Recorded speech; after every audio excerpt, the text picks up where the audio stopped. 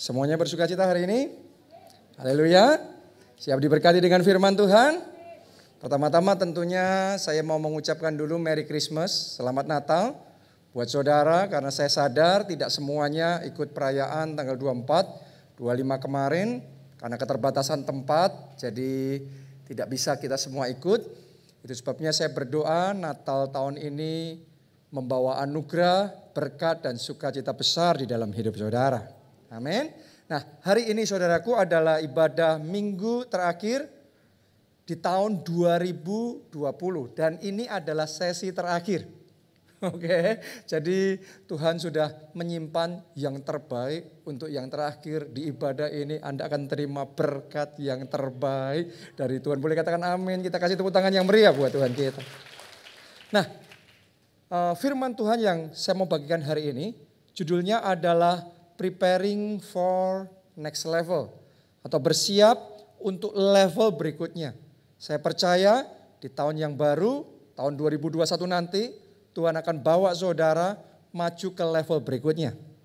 Mengalami kemenangan level berikutnya dan menikmati berkat level berikutnya. Amin. Tapi kita harus sadar untuk kita bisa mengalami itu, kita butuh yang namanya persiapan. Kita baca di dalam 1 Korintus 9 ayat yang ke-26. Ini adalah perkataan Rasul Paulus. Dia membukakan salah satu rahasia keberhasilan pelayanannya. Saya bacakan buat saudara.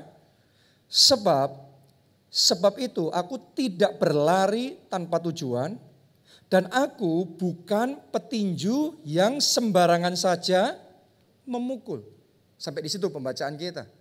Jadi Paulus itu mengibaratkan dirinya kalau seorang pelari dia nggak asal lari tanpa tujuan. Jadi dia punya goal, dia punya sasaran. Kalau dia berlari dia ngejar sesuatu, dia tahu itu targetnya. Oke, saya berdoa di tahun 2021 Anda punya target yang jelas, Anda punya sasaran yang jelas. Oke, dia juga ngomong bahwa dia bukan petinju, ibaratnya bukan petinju yang sembarangan memukul. Jadi semua pukulan yang dia lancarkan itu ada strateginya. Ada perencanaan di baliknya, enggak asal, enggak ngaco, saudaraku. Ya, jadi semua yang dilakukan Rasul Paulus itu dipersiapkan dengan baik, direncanakan dengan matang, ya langkah-langkahnya tepat, langkah-langkahnya akurat, itu sebabnya pelayanannya mengalami terobosan yang besar dan kemenangan yang luar biasa. Nah, saya ajak saudara untuk menyadari di tahun 2021 nanti kalau kita mau mengalami kemenangan yang besar, butuh yang namanya persiapan. Tahun 2000-nya sama, penyertaan Tuhannya sama, pengurapan Tuhannya sama, tetapi dengan persiapan dan tanpa persiapan hasilnya akan beda. Oke, dengan persiapan langkah saudara tepat. Dengan perencanaan Anda punya strategi yang benar. Dan saudara melangkahnya setiap usaha yang Anda lancarkan, resources yang saudara kerahkan, semuanya mengarah kepada tujuan yang sama dan itu akan membawa breakthrough yang besar. Oke, tapi tanpa perencanaan, tanpa persiapan, Paulus tadi ngomong, ada pelari yang berlari tanpa tujuan. Ada petinju yang sembarangan saja memukul. Sebagian petinju berpikir yang penting ya ninju, karena dia petinju. Tapi tahukah saudara di dalam pertandingan tinju, tidak selalu petinju yang tinjunya paling keras dia yang menang. Tapi yang bisa bertinju dengan smart, dia mempelajari kelemahan lawannya. Dia tahu kapan dia harus bertahan, dia tahu kapan dia harus melancarkan tinjunya. Di titik mana dia harus mengerahkan kekuatannya. Dia tahu melakukan semuanya itu dan dia akan mengalami kemenangan. Tapi kalau petinju sembarangan, dia akan mengalami kekalahan. Berapa banyak orang yang hidupnya sembarangan. Berapa banyak pengusaha yang cara bisnisnya sembarangan. Berapa banyak pekerja yang bekerja dengan sembarangan. Yang penting datang kerja, yang penting nongol. Gak punya strategi, gak punya perencanaan, skill apa yang harus dikembangkan. Ya hubungan-hubungan, jaringan apa, networking mana yang harus kita bangun. Arah yang jelas di dalam karir pekerjaan kita. Jadi semuanya serba sembarangan. Semua yang sembarangan tidak fokus, tidak akan melahirkan kegeraan yang besar. Dan gak akan ada terobosan yang besar. Itu sebabnya kita butuh persiapan. Kalau saudara mau mengalami 2021 jadi tahun kemenangan besar, hari ini pesan firman Tuhan buat kita, persiapan. Punyai perencanaan yang baik. Tuhan yang kita sembah adalah Tuhan yang ngerti pentingnya persiapan dan perencanaan. Waktu dia turun ke dunia mau punya misi yang besar untuk menyelamatkan saudara dan saya supaya kita yang percaya tidak binasa melainkan beroleh hidup yang kekal. Itu visi yang besar. Nah, untuk menjalankan visi yang besar dia nggak serampangan. Dia datangnya aja dihitung. Kapan datangnya harus timingnya tepat. Dia nggak mau lahir di zamannya Musa, di zamannya Abraham atau di zaman yang lain. Dia tahu itu presisi, sangat tepat perhitungannya. Anda boleh pelajari di Alkitab, di kitab Injil, Anda akan temukan silsilah Yesus itu dihitung berapa keturunan. Itu harus presisi sampai di situ baru dia datang. Jadi dengan kata lain semua tentang kelahiran Yesus, semua tentang Natal 2000 tahun yang lalu itu diperhitungkan, itu dipersiapkan, itu direncanakan dengan matang, makanya misinya berhasil. Saya berdoa 2021 nanti misi saudara berhasil. Saya berdoa di 2021 nanti visi saudara tercapai. Karena itu miliki persiapan dan perencanaan yang baik. Untuk semua visi besar yang Tuhan mau kerjakan melalui hidup saudara dan saya, Tuhan mau kita punya persiapan yang memadai. Saya mau kasih beberapa contoh sama saudara. Yang pertama kita baca di dalam Kejadian 13 ayatnya yang ke-17. Ini firman Tuhan kepada Abraham. Saya bacakan buat saudara. Bersiaplah. Kata yang pertama aja Tuhan ngomong apa? Bersiaplah. Jalanilah negeri itu menurut panjang dan lebarnya, sebab kepadamulah akan kuberikan negeri itu. Jadi dengan kata lain, Abraham akan diberi negeri itu, akan menerima tanah perjanjian. Saya deklarasikan di tempat ini, ada orang-orang yang tahun 2021 nanti, Anda dapat rumah perjanjian. Anda dapat pekerjaan perjanjian, Anda akan mengembangkan bisnis perjanjian dan menikmati berkat perjanjian. Boleh katakan amin. Kita kasih tepuk tangannya boleh yang paling meriah buat Tuhan kita. Amin. Nah, Abraham untuk bisa mendapatkan tanah perjanjian, Tuhan enggak asal serampangan. No. Abraham disuruh apa? Bersiap. Jadi butuh persiapan untuk Anda bisa dapat tanah perjanjian. Mengalami penggenapan rencana Tuhan. Itu yang Tuhan ngomong sama Abraham. Kenapa? Karena tanpa persiapan Abraham disuruh pergi. Kalau enggak bersiap, dia bisa kehabisan bekal di tengah jalan. Kelaparan. Atau kalau dia enggak bawa pasukan pengamanan yang cukup, di tengah jalan bisa disergap sama gerombolan penjahat. Dia bisa celaka. Kalau dia enggak ada persiapan yang benar, dia bisa salah jalan. Akhirnya tersesat. Atau dia bisa salah perhitungan, terjadi pemborosan besar-besaran, akhirnya dia bangkrut di tengah jalan. Saudara harus mengerti, di dalam mencapai visi yang besar, di dalam sebuah perjuangan selalu ada unexpected things yang terjadi. Selalu akan muncul hal-hal yang tidak kita harapkan. Tiba-tiba nongol di depan kita, masalah nongol, problem nongol di depan kita. Ini enggak diharapkan tapi muncul.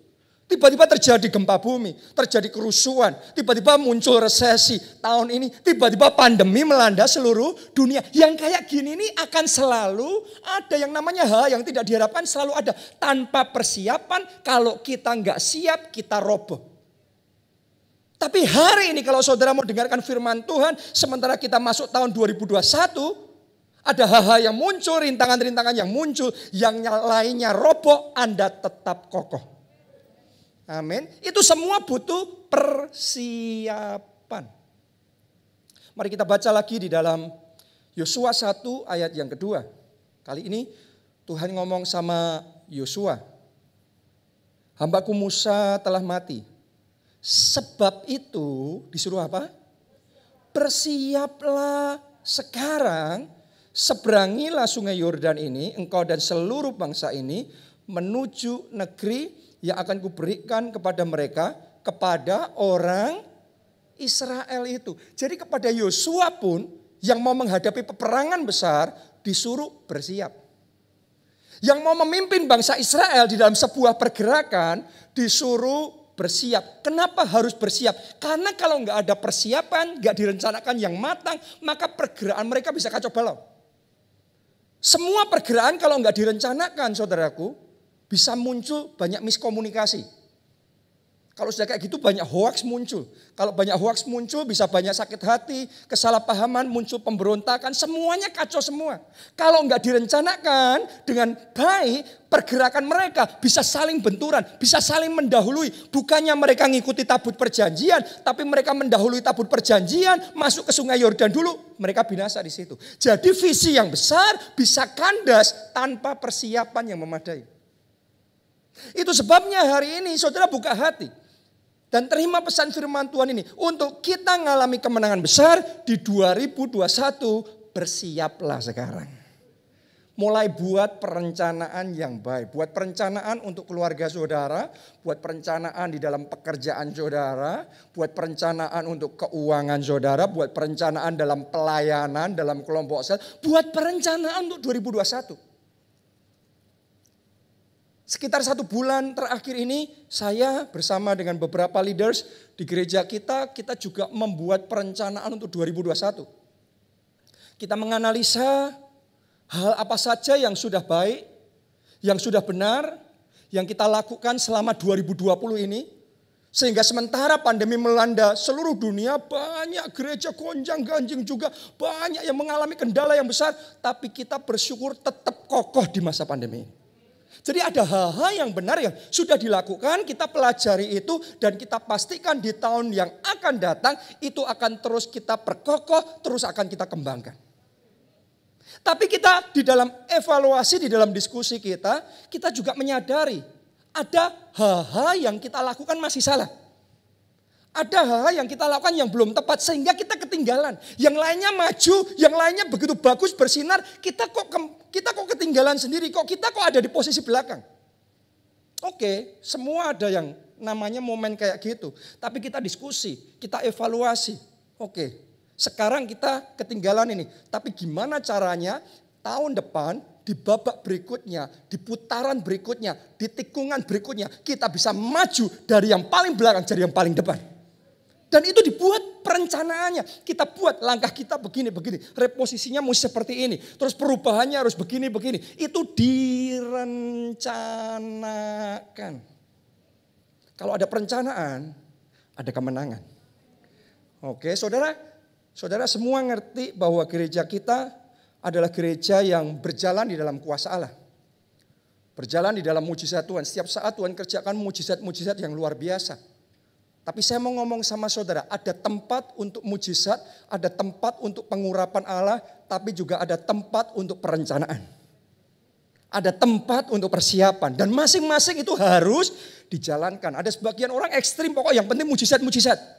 Gak perlu ada perencanaan. No. Ada sebagian yang ekstrim juga, yang penting perencanaan. Yang penting persiapan. Gak perlu Tuhan. No. Ini dua-duanya satu paket. Saya berdoa sementara kita berjalan bersama Tuhan dengan kuasa Tuhan. Tapi kita juga punya persiapan dan perencanaan yang matang. Sehingga di 2021 semua rencana yang Tuhan rancangkan. Setiap berkat yang Tuhan sudah siapkan. Semuanya tergenapi dengan maksimal di dalam hidup kita. Boleh katakan amin. Kita kasih tepuk tangannya boleh yang paling meriah buat Tuhan kita. Haleluya. Jadi mari buat perencanaan dan persiapan yang baik. Semaksimal mungkin. Saya mau bagikan sama saudara kisah tentang satu pribadi yang berhasil membalikkan situasinya. Tadinya terpuruk, terus kemudian bangkit dan jaya. Saya berdoa itu yang akan Anda alami di tahun 2021. Amin. Karena saya tahu di 2020 ini banyak orang sedang terpuruk. Mungkin saat ini pun saudara sempat mengalami terpuruk di dalam keluarga, dalam pernikahan, terpuruk di dalam kesehatan, terpuruk dalam pelayanan, terpuruk dalam pekerjaan, keuangan. Tapi saya deklarasikan di dalam nama Tuhan Yesus, tahun 2021 adalah momen mujizat pembalikan terjadi di dalam hidup saudara. Tepuk tangannya jangan separuh-separuh. Yang meriah buat Tuhan yang melakukan mujizat pembalikan dalam hidup kita. Nah, ini yang dialami oleh satu pribadi ini namanya Raja Hizkia. Siapa Raja Hizkia? Dia adalah anak dari Raja Ahab.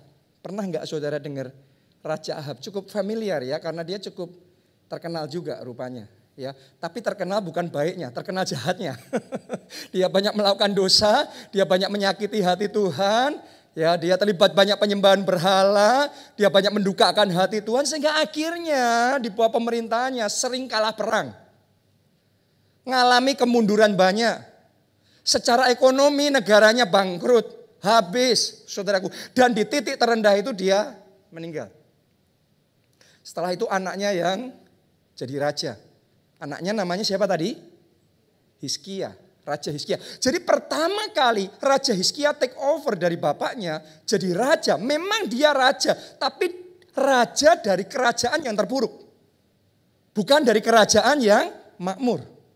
Jadi awalnya hopeless, awalnya terpuruk sekali. Tapi setelah sekian waktu dia jadi raja, perubahan terjadi. Kerajaannya bangkit dan mengalami kejayaan yang luar biasa.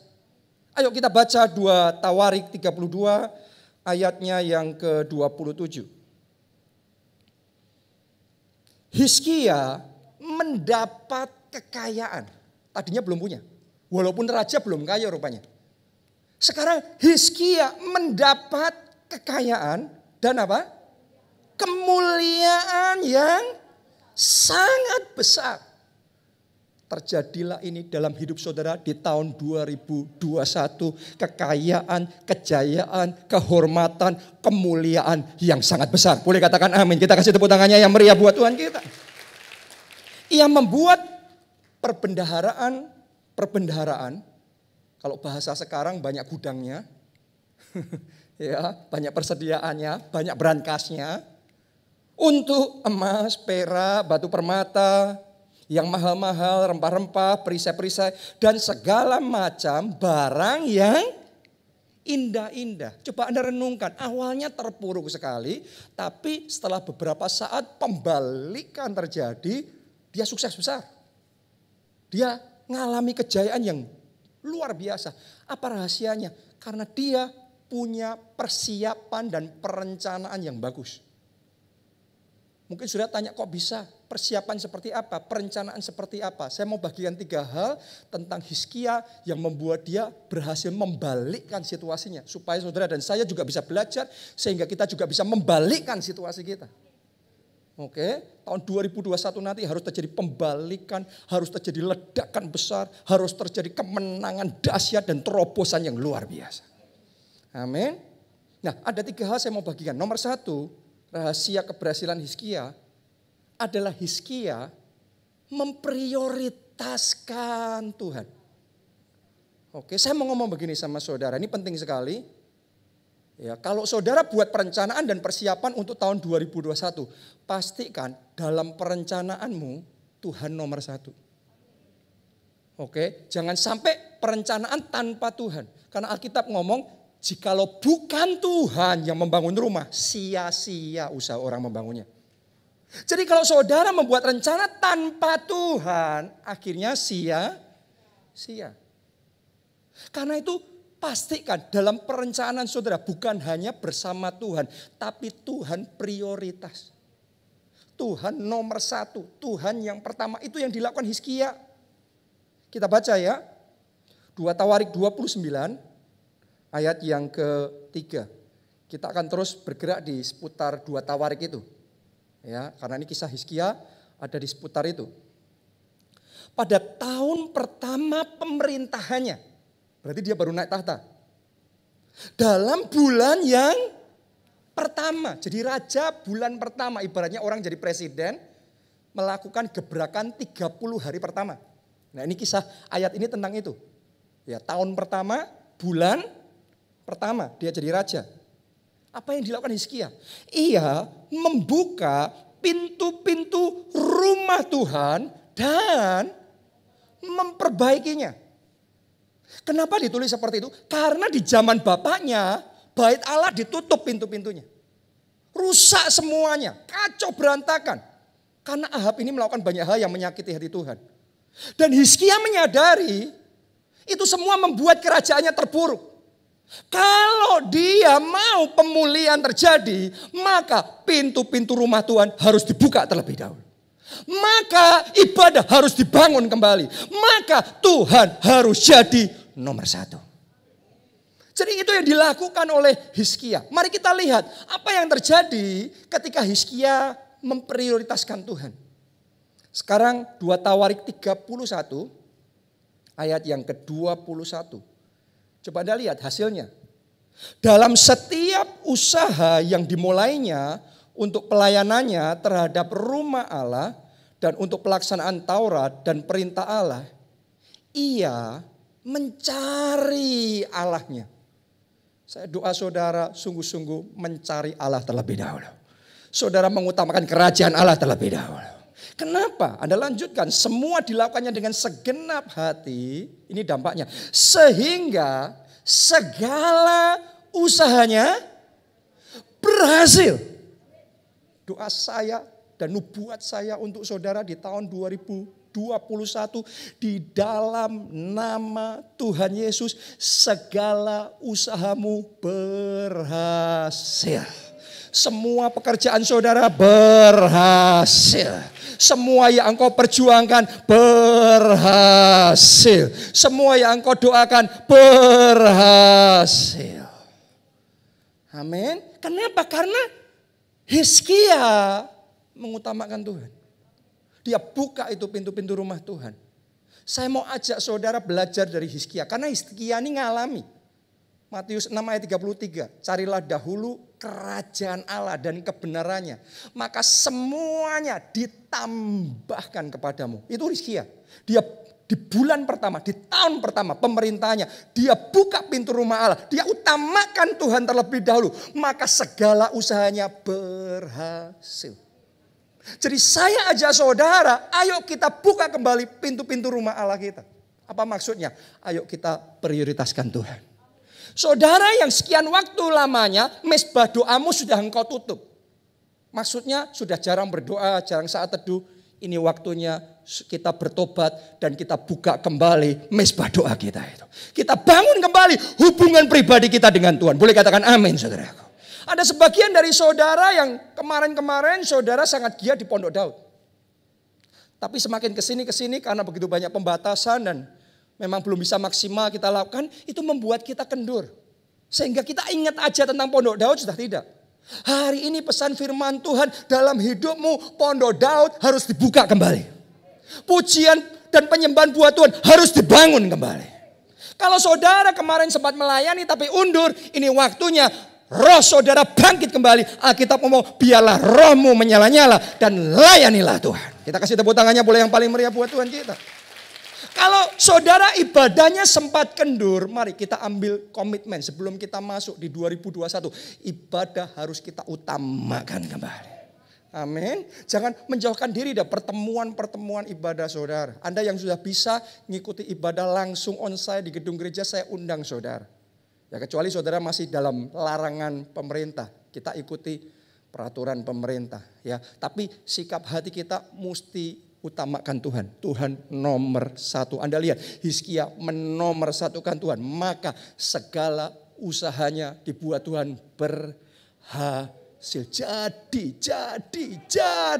itu dalam hidup saudara. Katakan amin. Kita kasih tepuk tangan yang meriah buat Tuhan kita. Sekarang yang kedua. Rahasia Hizkia. Yang kedua adalah dia mengelilingi dirinya dengan orang-orang yang tepat. Kita baca 2 Tawarik 32 ayat 2 sampai 4. Ketika Hizkia mengetahui bahwa Sanherib datang hendak memerangi Yerusalem. Berarti ada lawan yang datang. Dan Sanherib ini lawan yang kuat. Pasukannya besar sekali. Secara manusia Hizkia nggak mungkin menang. Jadi dia akan menghadapi peperangan besar. Ayat yang ketiga. Ia berunding dengan apa? Para panglima dan pahlawan. Jadi waktu dia mau menghadapi peperangan besar, dia membuat persiapan. Dia buat perencanaan. Tapi di dalam persiapan perencanaannya dia nggak mikir sendiri, ngambil keputusan sendiri, semua sendiri, kerja sendiri, perang sendiri, no. Dia punya panglima-panglima, pahlawan-pahlawan. Dia punya orang-orang dengan keahliannya masing-masing, dengan latar belakangnya, background, keahliannya, dan pengalamannya masing-masing, dengan akses dan kekuatannya, kelebihannya masing-masing yang ada bersama-sama dengan dia untuk membuat persiapan dan perencanaan yang terbaik. Nah, kalau saudara punya di sekeliling saudara orang-orang yang tepat akan memberikan pemikiran yang berkualitas. Oke. Sehingga perencanaan kita jadi matang, jadi bagus. Persiapan kita jadi bagus. Ya, mari kita lihat ayat yang ketiga itu. Ia berunding dengan para panglima dan pahlawannya untuk menutup segala mata air yang terdapat di luar kota. Dan mereka itu bersedia membantunya. Maka berkumpullah banyak orang, mereka menutup semua mata air dan sungai yang mengalir di tengah-tengah negeri itu. Kata mereka, mengapa raja-raja Asyur harus mendapat banyak air kalau mereka datang. Jadi karena ada persiapan yang bagus, peperangan ini punya harapan. Karena semua keuntungan musuh, semua kelebihan musuh ditutup, dibuat kehausan. Kalau kehausan suruh perang, berat. Jadi kita punya peluang untuk menang. Kenapa? Pemikiran itu bisa muncul karena ada orang-orang di sekelilingnya yang tepat. Jadi kalau saudara membuat perencanaan persiapan, semuanya serba sendiri, mikir sendiri, kerja sendiri, semuanya sendiri. Anda perlu berpikir ulang. Ya, kenapa saya ngomong begitu? Amsal 15 ayat 22 berkata begini. Rancangan gagal. Jadi rancangan itu bisa gagal loh. Rancangan gagal kalau tidak ada pertimbangan. Oke. Tetapi terlaksana kalau apa? Penasehat banyak, artinya kalau masukannya cukup. Kalau pemikirannya berkualitas. Sehingga rencananya bisa dibuat dengan matang, dengan tepat, persiapannya benar. Maka rencanamu terlaksana. Doa saya semua rencana yang engkau buat untuk tahun 2021 terlaksana. Karena itu kita butuh belajar dari orang-orang yang tepat. Saya ajak saudara belajar dari orang-orang yang lebih berhasil, lebih maju dari saudara. Saya bersyukur dalam hidup saya bisa belajar dari spiritual giant. Jadi raksasa rohani, gembala kita Pak Obaja, bagaimana memimpin gereja, bagaimana mengatasi situasi seperti ini, situasi seperti itu, menghadapi begini, begitu, dan lain sebagainya. Kenapa? Karena kalau kita belajar dari orang yang lebih maju, lebih berhasil, mereka itu sudah tahu jalan menuju ke sana itu lewat mana.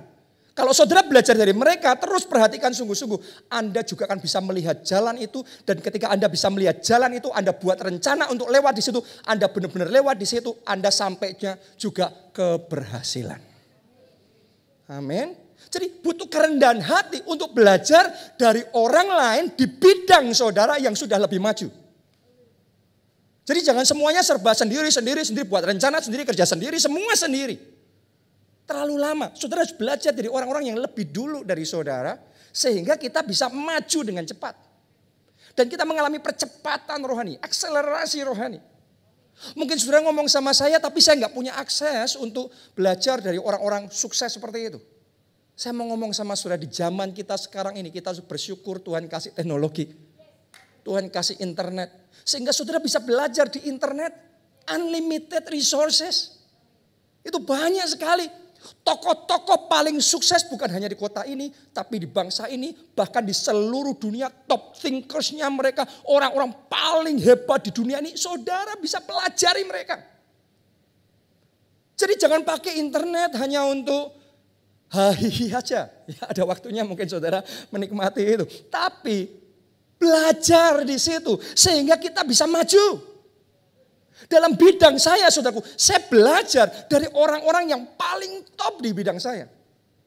Oke, dalam dunia gereja, dalam dunia sebagai hamba Tuhan, pendeta, saya belajar dari Pastor Yong Hee Cho, saya belajar dari Pastor David Oyedepo, dari Pastor I.E. Adeboye. Ini orang-orang topnya top dunia saat ini di bidang saya. Ya, dan saya nggak belajar sama mereka secara up close pribadi langsung, no. Ya, tapi saya belajarnya dari jauh lewat apa? Teknologi itu tersedia buat semuanya. Oke. Dan satu hal saya mau ngomong begini, kalau kita belajar dari orang-orang besar seperti itu, kita bukan hanya bisa belajar tentang knowledge-nya, pengetahuannya, itu penting. Tapi menurut saya yang gak kalah penting dari itu, kalau Anda belajar dari orang besar, Anda dapat impartasinya. Saudara akan dapat impartasi, visi saudara jadi besar. Anda kalau belajar dari orang besar, hati saudara akan di stretch out, sehingga Anda bisa punya iman yang besar. Punya semangat yang besar. Anda berani percaya perkara-perkara besar. Itu nular rupanya. Ada impartasi kalau Anda belajar dari orang-orang yang besar. Dan ketika kapasitas saudara diperbesar, sama-sama berjuangnya, sama-sama mengalami progres dan kemenangannya, skalanya enggak kecil-kecilan, tapi skala saudara jadi besar. Karena waktu Tuhan mau melakukan mujizat, mujizatnya terjadi, kuasa Tuhan mengalir. Janda Sarfat yang terima mujizat itu, ya, terimanya seberapa banyak mujizatnya tergantung bejana yang dia sediakan. Kalau bejananya kecil, mujizat tetap terjadi kok, tapi dapatnya sedikit. Tapi kalau dia menyediakan bejana banyak, mujizat juga tetap terjadi dan dia dapatnya banyak. Jadi Tuhan itu ngasih kita tidak terbatas. Seberapa engkau percaya, kuasanya tetap bekerja, tidak terbatas. 2021 doa saya bukan kemenangan kecil, tapi kemenangan besar, bahkan super besar terjadi dalam hidup saudara. Jadi kita harus belajar kapasitas diperbesar. Di 2021 satu hal yang saya mau tantang saudara, belajarlah to think bigger. Belajarlah berpikir besar. Think bigger. Ngelakuinnya hal yang sama, tapi belajar ngelakuin hal itu dalam skala yang lebih besar. Oke, saya kasih gambaran sama saudara. Sama-sama jualan ayam goreng. Ya ini contoh yang simple banget aja. Kalau kita nggak punya pemikiran yang besar, kita akan merasa minder, kan saya cuma jualan ayam goreng, ya ini cuma sederhana, biasa ya, sudah segitu aja. Tapi pernahkah saudara baca kisah keberhasilan KFC, Kentucky Fried Chicken? Kalau Anda ke sana, ya, Anda kan selalu ngelihat Pak Tua itu. Siapa itu namanya? Kolonel Sanders. Ya, dia seorang pensiunan. Umurnya sudah tua, nggak muda lagi. Oke, orang ngomong harusnya sudah pensiun. Ya memang sudah pensiun saudaraku. Ya, dan dia nggak punya duit, nggak ada modal. Dia punyanya cuma satu, dia punya resep buat ayam goreng. Dia merasa itu istimewa. Tapi sebenarnya ya istimewa tapi nggak seistimewa itu. Karena model ayam goreng di Amerika ya gitu semua.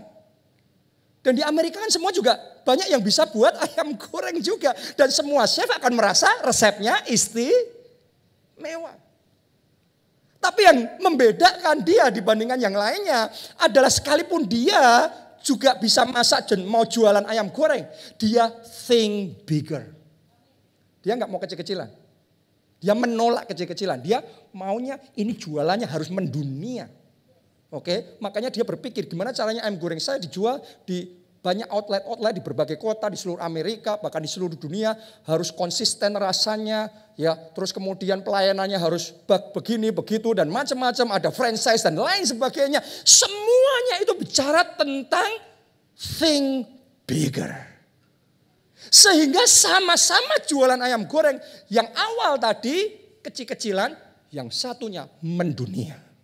Coba Anda renungkan. Jadi bukan jualan ayam gorengnya yang kecil, tapi pemikirannya yang kecil. Saya mau ngomong begini sama saudara. Talenta yang Tuhan percayakan di tangan saudara, itu talenta yang hebat. Oke, jadi jangan anggap rendah, jangan anggap biasa talenta yang hebat. Yang membuat talenta hebat jadi kelihatan biasa karena pemikiran yang kecil. Karena jiwa yang kecil. Saya mau ngomong sama saudara, apapun yang Tuhan percayakan di tangan saudara, semua yang dari Tuhan pasti hebat dan pasti luar biasa. Kalau Anda bisa berpikir besar, Tuhan akan pakai saudara untuk melakukan perkara-perkara yang besar. Tepuk tangannya boleh yang paling meriah buat Tuhan kita. Amin. Learn to think bigger. Berpikirlah yang besar. Untuk 2021 miliki visi yang besar. Miliki rencana yang besar. Dalam dunia gereja juga sama. Kalau gereja dibangun oleh pemikiran yang kecil, Nanti yang jadi gerejanya gereja melas. Di mana orang menganggap sebelah mata ya perlu dikasihani, ya disumbang. Jadi kayak gak ada artinya. Tapi saudara harus ngerti, yang membangun gereja, founder gereja, yang mendirikan gereja, itu Yesus Kristus Tuhan.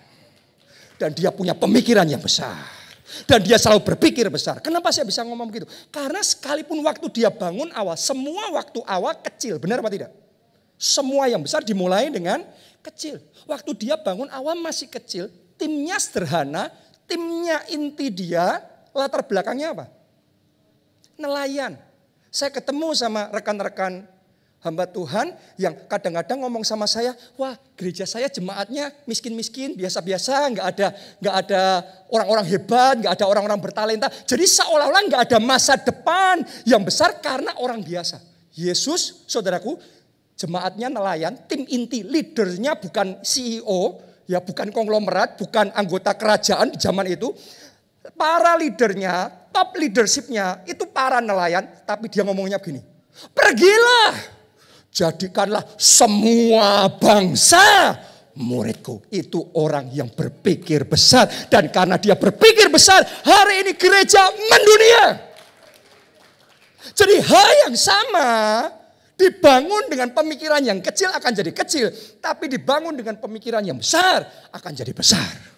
Saya berdoa hari ini kapasitas berpikir saudara diperbesar. Iman saudara diperbesar. Visi saudara diperbesar. Sehingga 2021 kemenanganmu diperbesar. Katakan amin, tepuk tangannya yang meriah buat Tuhan kita.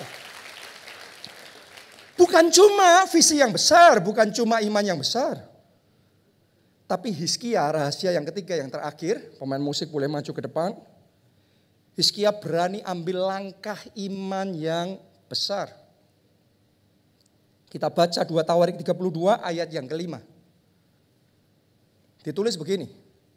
Dengan sekuat tenaga. Boleh enggak semuanya ulangi kata-kata itu. Dengan sekuat tenaga. 2, 3. Dengan apa? Sekuat tenaga. Hizkia membangun kembali seluruh tembok yang telah terbongkar.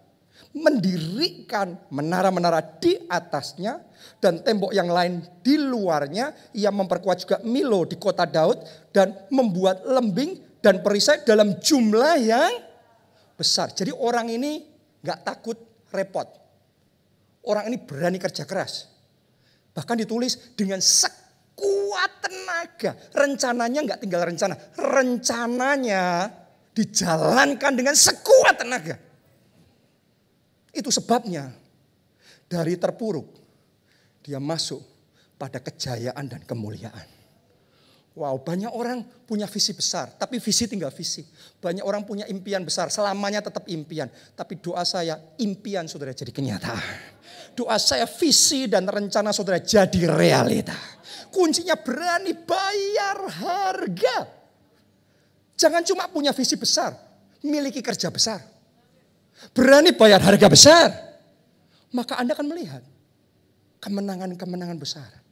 Tuhan kerjakan 2021 doa saya deklarasikan kemuliaan yang besar dinyatakan dalam hidup saudara. Katakan amin, kita kasih tepuk tangan yang meriah buat Tuhan kita. Mari bangkit berdiri. Kemuliaan besar dinyatakan, keselamatan besar dicurahkan. Kau bangkitkanku menjadi terang bagi bangsaku.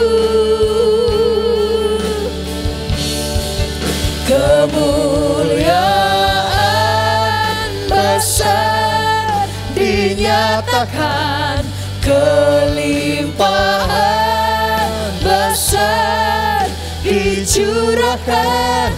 Kau bangkitkanku menjadi terang bagi segala bangsa. Mari kita katakan yang paling kecil, Tuhan jadikan kaum yang besar. Yang paling kecil, Tuhan jadikan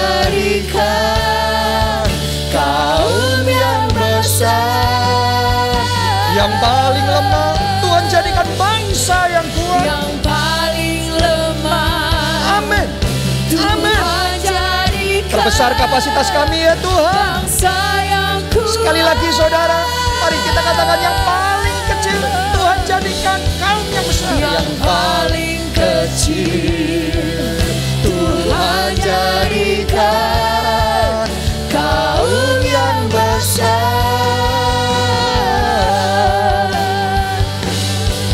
Yang paling lemah Tuhan jadikan bangsa yang kuat. Kemuliaan besar. Kemuliaan besar dinyatakan, keselamatan besar dicurahkan. Kau bangkitkanku menjadi terang bagi bangsaku. Amin. Kami percaya Tuhan. Kemuliaan besar, keselamatan besar, kemuliaan besar, kelimpahan besar. Kelimpahan besar dicurahkan. Kau bangkitkanku menjadi terang bagi segala bangsa. Ambil komitmen seperti Hizkia.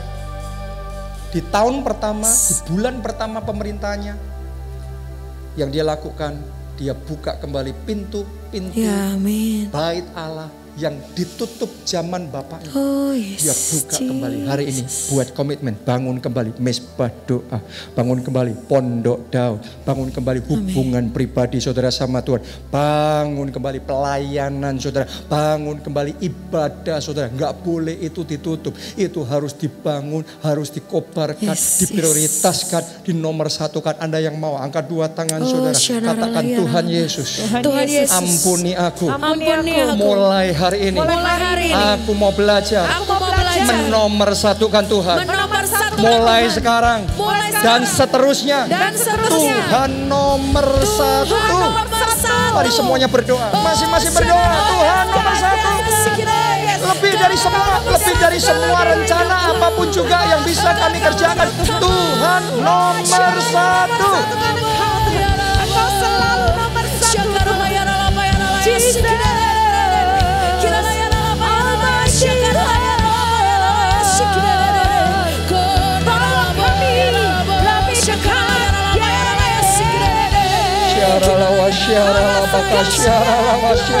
Mulai hari ini Tuhan, Engkau nomor satu. Bukan cuma slogan, tapi kami sungguh-sungguh kerjakan. Kami membangun hubungan pribadi nomor satu Tuhan. Oh, kami mau bangun kembali mesbah doa, pondok Daud itu. Kalau selama ini kami sempat mundur dalam melayani, kami mau bangkit lagi. Kami mau maju kembali.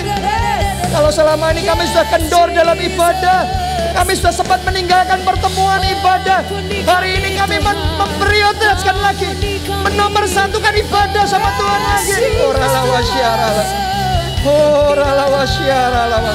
Jesus. Haleluya. Yang kedua saudaraku, kapasitas kita menentukan kemenangan kita. Sama-sama Tuhan mau kerja besar dalam hidup kita.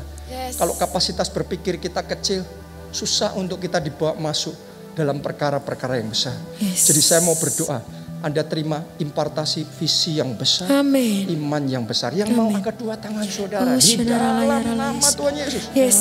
Impartasi visi yang besar, yang dari Tuhan, terima dalam hidup saudara.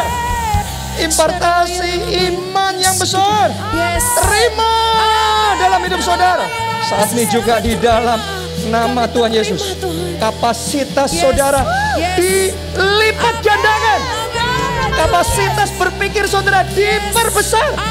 Mulai hari ini dengan caranya yang ajaib, Tuhan membuat Anda bisa berpikir besar, bisa buat rencana yang besar, dan berani percaya serta melakukan perkara-perkara yang besar.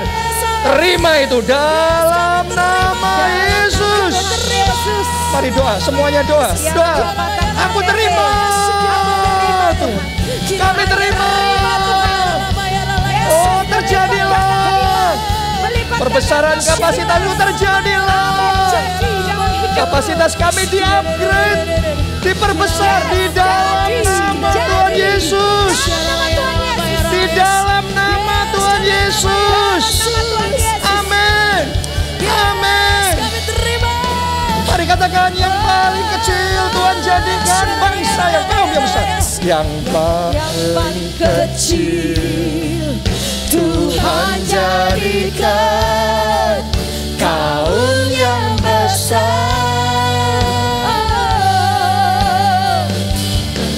Yang paling lemah Tuhan jadikan bangsa yang kuat. Sekali lagi, yang paling kecil Tuhan jadikan. Yang paling kecil Tuhan jadikan kaum yang besar.